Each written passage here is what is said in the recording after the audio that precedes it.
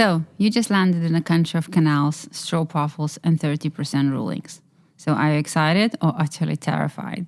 Welcome to BelongCast. I'm Semih and that's Diana. So, we are here to be the guides that we wish we had when we first moved to the Netherlands. Seriously though, I remember my first arrival here in Netherlands. Oh, do tell. Well, that was a difficult one. So I came here alone with a big suitcase and I arrived to Schiphol. And when I left Schiphol, I didn't know where to go. I had already a hotel that is booked for my name, but I didn't know how to go.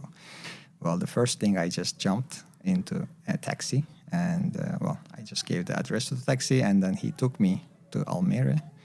And I had to pay 100 euros in total, which was a lot of money by the time. And I still consider it's a lot of money. Yeah, but by Almere, why did you come I want to go to Almere? That's not really a destination city, is it? No, you're right. I came here because of a job offer I took, and that was in Almere. So the company just adjusted a hotel for me for a week, and that was only for a week. So after the week, I had to find my own accommodation. Very Dutch generosity. Exactly. We will come to that later. But in the beginning, it was quite challenging. So I didn't know anything, any bus to take or tram or trains. So basically, the first option was always find a taxi and jump on it. And I learned from the real experience. It's very expensive taxis here in Netherlands. It took me here in Netherlands, and I had to spend. I spent my first week in the hotel.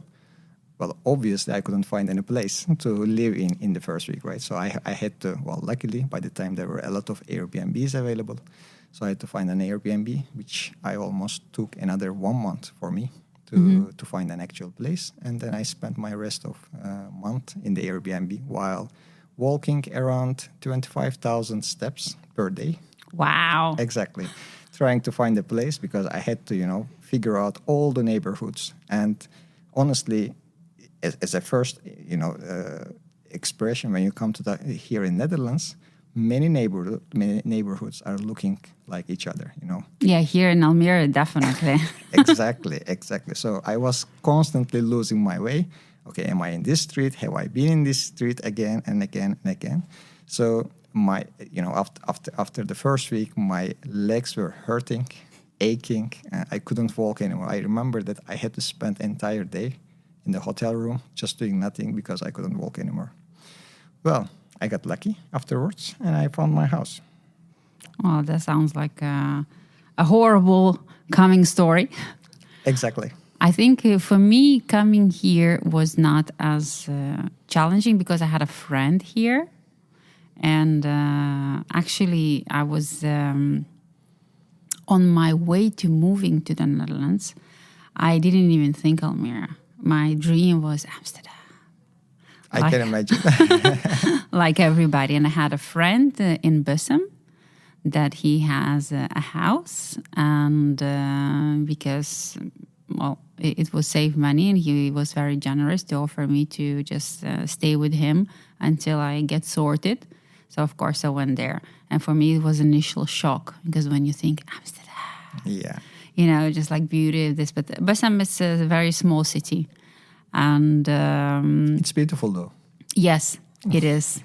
I think compared to Almere, although let's be realistic, something that I think we need to tell to our listeners that we both live in Almere. That's correct. We're both part of the international community here in Almere. We're very proud of our community and we love our community. But like we said, Almere is not a destination city. It's not beautiful in its buildings like Amsterdam. We have our jams here, but they're definitely not in the buildings. No. And so when I moved there, so I had some help at the beginning.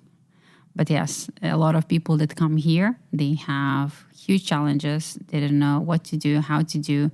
And you came, a company brought you, so you probably had a little bit of guidance. And I have friends here, but we have a lot of people within the communities here in Almere and other communities that actually have no help and they need to figure everything out for themselves. Exactly. And that brings us why we are here topic as well, because we have been through this, you and I, Diana, and we personally know many of our friends, colleagues are also, suffering through about this bureaucracy, loopholes, and also. So we would like to just go through our experiences and explain to the people who are international like us, trying to or willing to come to Netherlands, and we would like to just give them from our real life experience or examples. If you are already in the Netherlands, because I'm here for almost 8 years. How many years are you here? Yeah, exactly 8 years. Oh, okay. Yeah. So we're both 8 years. Correct. Which is great. So we have a lot of life experience. We both have families. We went through a lot of various bureaucratic challenges that we had to overcome by ourselves. And we have a lot of information to share and help you if you are on your way here, if you are just arrived here, if you've been here for a while and still don't know what the hell are you doing.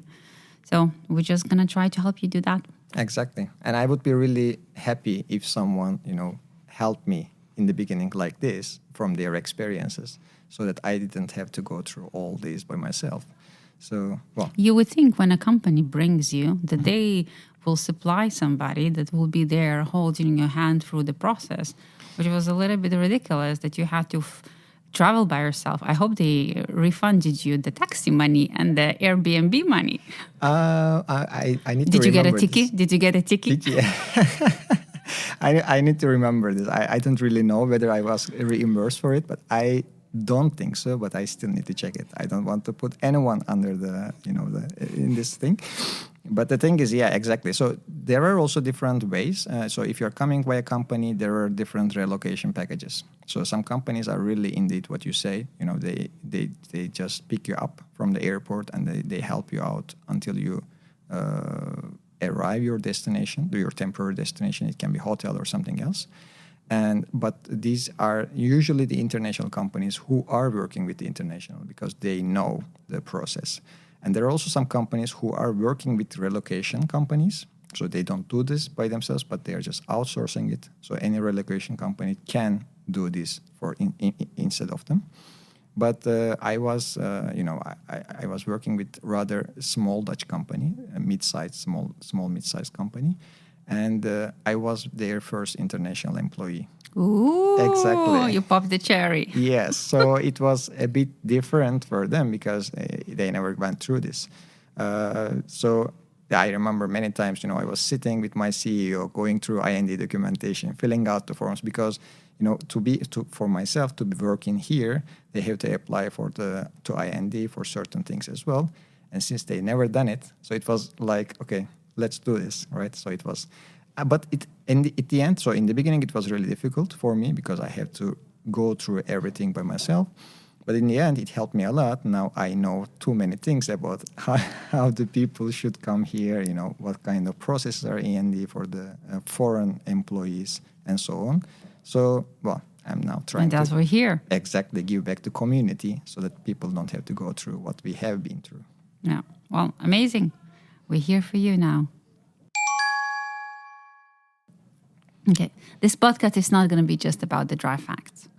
We're going to be bringing our stories, our experiences. We're going to be inviting people to share their experiences.